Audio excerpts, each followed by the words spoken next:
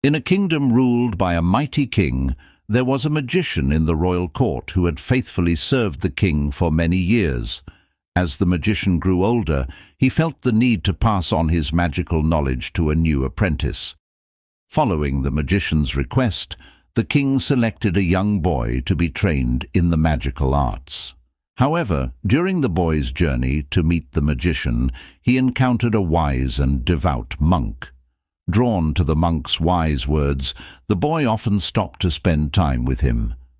This habit caused the boy to consistently arrive late when meeting the magician, leading to the boy facing the magician's punishments.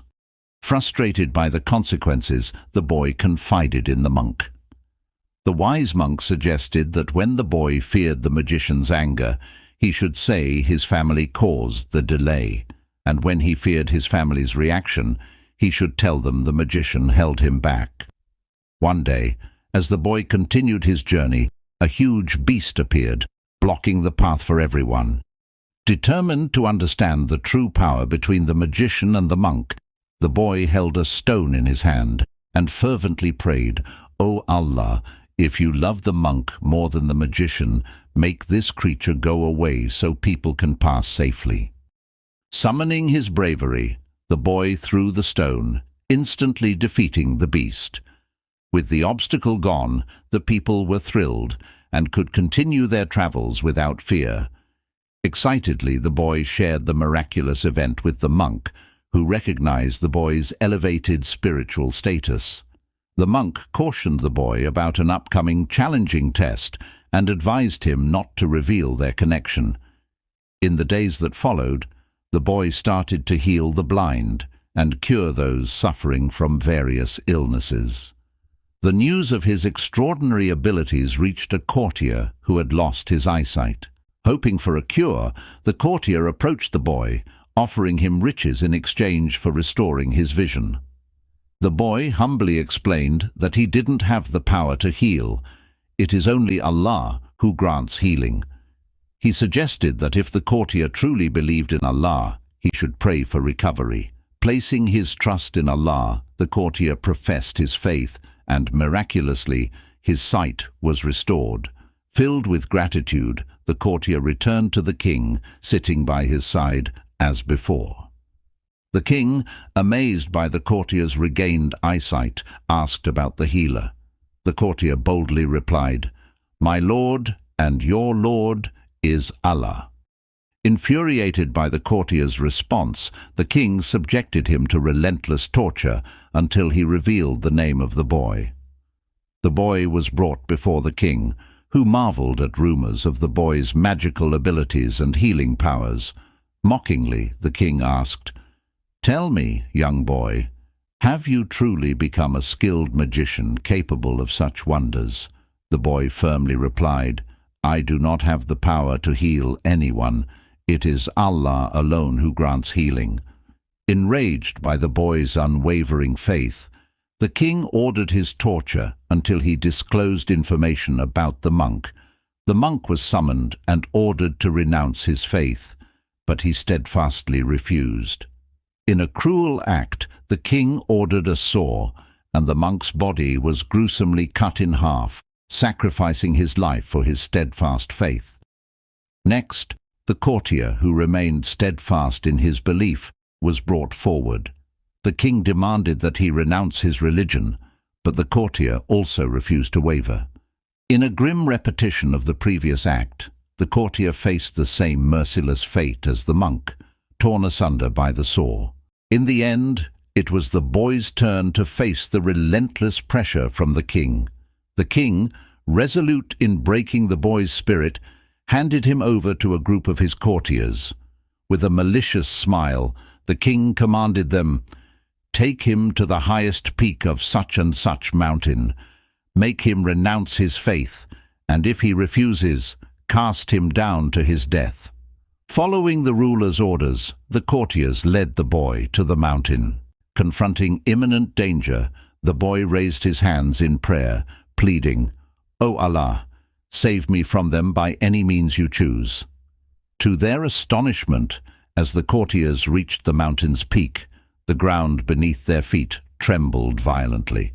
The mountain quaked, and the courtiers were swiftly swallowed by the earth, meeting a sudden demise. Meanwhile, untouched and shielded by divine intervention, the boy calmly descended the mountain, returning to the king's presence. The king said to him, "What has happened to my soldiers?" He said, "Allah has saved me from them." He again handed him to some of his courtiers and said, "Take him and carry him in a small boat, and when you reach the middle of the ocean, ask him to renounce his religion, but if he does not renounce his religion, throw him into the water." So they took him, and he said, "O Allah, save me from them and what they want to do to me." It was quite soon that the boat turned over, and they were all drowned, and he came walking to the king. Filled with curiosity and unease, the king questioned the boy about what happened to those who accompanied him. The boy replied, "Allah has saved me from them," and then said to the king, "You cannot kill me until you do what I command you to do." Seeking clarification on the command, the king was informed by the boy, "Gather all the people in one place and tie me to the trunk of a tree. Take an arrow from my quiver and say, 'In the name of Allah, the Lord of the boy,' then shoot me. If you do this, you will be able to kill me." The king summoned the people to assemble, and the boy was securely tied to the trunk of a tree. With an arrow from the boy's quiver fixed to his bow, the king declared, "In the name of Allah, the Lord of the boy." He released the arrow, striking the boy's temple. The boy, placing his hand on the wound, peacefully passed away. Witnessing this miraculous event, the people exclaimed, "We believe in the Lord of this boy. We believe in the Lord of this boy." Informed of these developments, the king was confronted with the reality he had feared. All the people had embraced faith. In response, the king ordered trenches to be dug and filled with fire. He commanded that anyone refusing to turn back from the boy's religion be thrown into the fire or compelled to jump into it. Executing the king's orders, those steadfast in their faith were cast into the blazing inferno.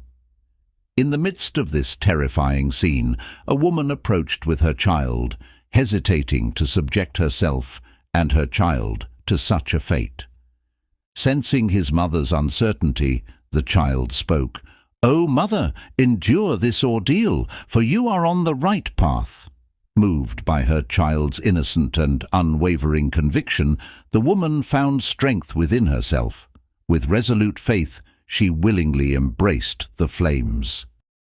In the face of unbearable trials and the scorching flames of persecution, the unwavering faith of the boy, the monk, the courtier, and the courageous woman and her child serves as a profound testament to the resilience and strength granted by Allah. Their sacrifices illuminate the path of steadfastness and devotion to the one true God, inspiring generations to come. May their stories serve as a beacon of guidance, reminding us all of the enduring power of faith, even in the darkest moments, and the ultimate triumph of truth over tyranny. Allah's mercy and justice prevail, and those who endure trials for His sake find solace and eternal reward in the hereafter.